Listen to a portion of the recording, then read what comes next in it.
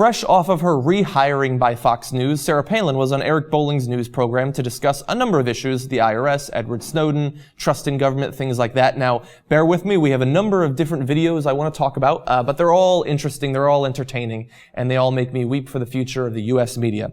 So first, the revelation that over $70 million in bonuses will be going out to IRS employees in the near future. Let's hear Eric Bolling and Sarah Palin discuss. We obviously can't trust the IRS. They proved that by targeting conservatives, and now the agency is giving their employees, their union employees, $70 million in bonuses paid for by the taxpayer. I think only in an Orwellian government would collect a bad deed be so generously rewarded. It is a shame, and it's just more reason to distrust our federal government and the nonsense that's going on in Washington, D.C. As expected, they got that wrong in about 7 different ways, and I only have time to cover 2 or 3, so I'll start with those. Now, first of all, the IRS targeting of conservative groups, that's already been debunked over the course of the last week. If you've been watching the Young Turks, you know it turned out that it was basically one conservative bureaucrat who, for whatever reason, possibly because he wanted to have oversight over these conservative groups, was gathering up these case files for himself. He was the one that caused it. It was not a Obama appointee. It was not an Obama directive that this happened. It turned out that it was, in fact, a conservative who was running it, and it was not malicious in any way. If anything, in the end, it could have led to some sort of preferential treatment. Now, in either case, I don't like that it was happening. I think that this guy should be looked into and possibly fired. But it was not an IRS-wide program. The fact that other people in the IRS are getting bonuses should not be taken into question because one guy happened to be doing something shady that we oppose. Now they're using it to attack the IRS in total because they don't like the IRS. They understand that this was one guy. They know that at this point.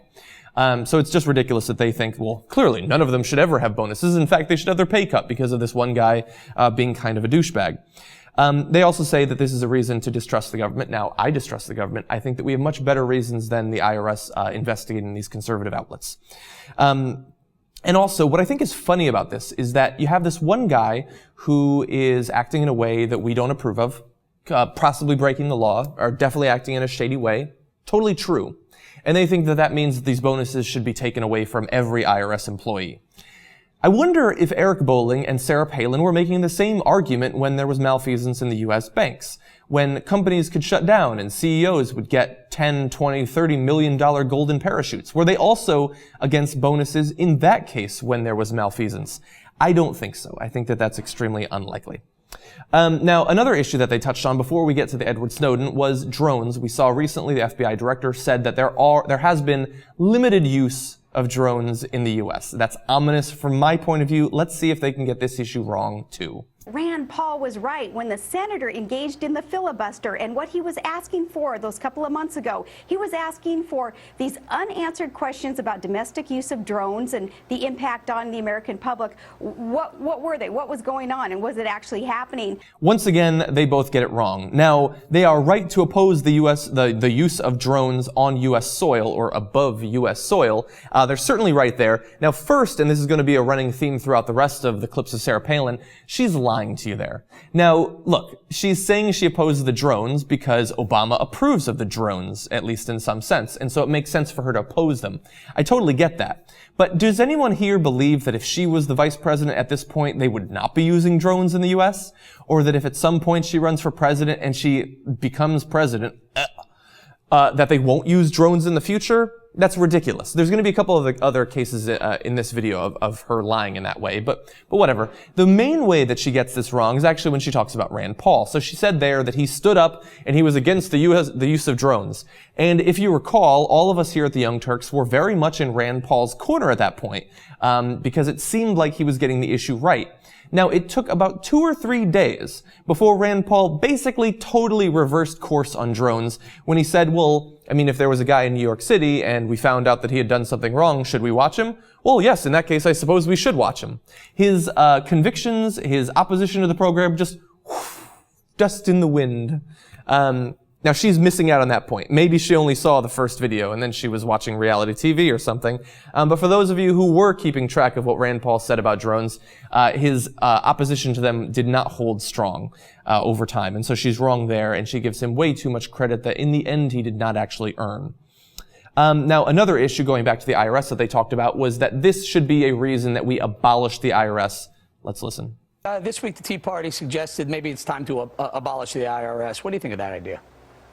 Right on. Absolutely. In fact, this would give us reason to finally head towards simplification of a tax code and adopt a flat tax. And, that way we could abolish the bureaucracy that is so burdensome and so expensive and really engaging in some ridiculous antics today in the IRS. And it would allow some sledgehammering of crony capitalism also and some corruption within the tax cheats. And how coincidental that because one guy engaged in targeting of conservative organizations, we should just get rid of the entire bureaucracy of the IRS. I'm sure there's no other hidden agenda that leads to them wanting to destroy it, except that they made it clear in what they were saying that there's a hidden agenda.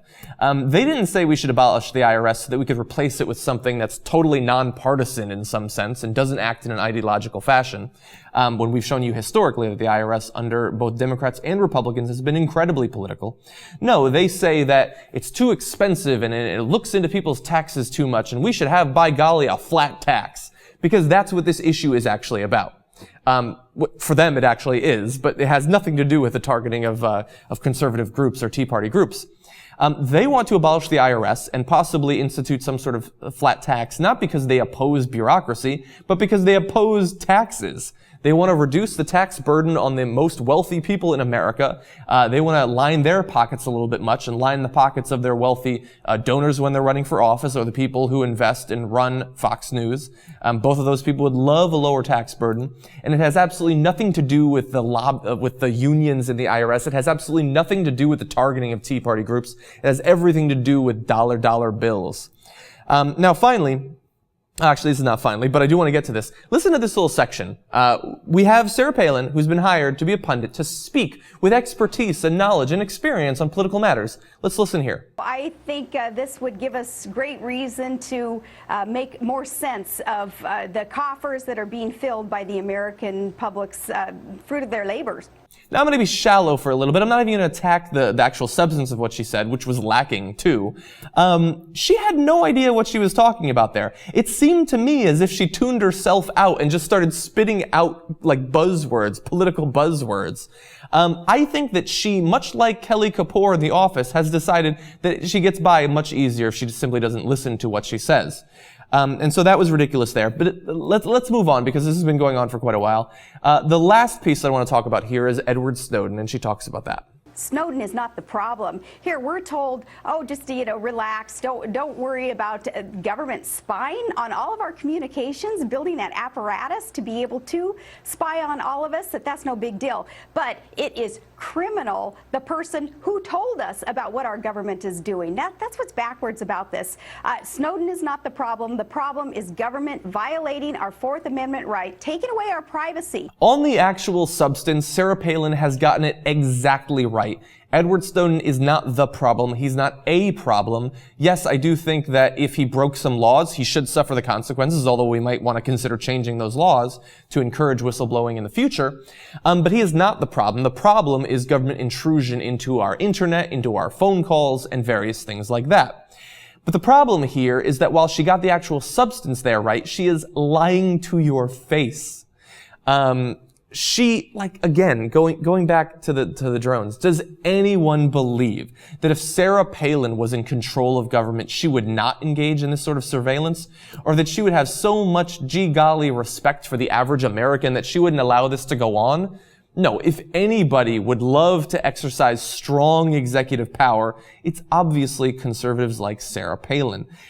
So that's ridiculous. So she gets most of it wrong as a pundit, and when she gets it right, she's lying to you. And if she were ever to make it into politics, it's not would, but I'll knock on it anyway, she would instantly reverse course. And so this is our first major taste of what Sarah Palin rejoining Fox News is going to be like.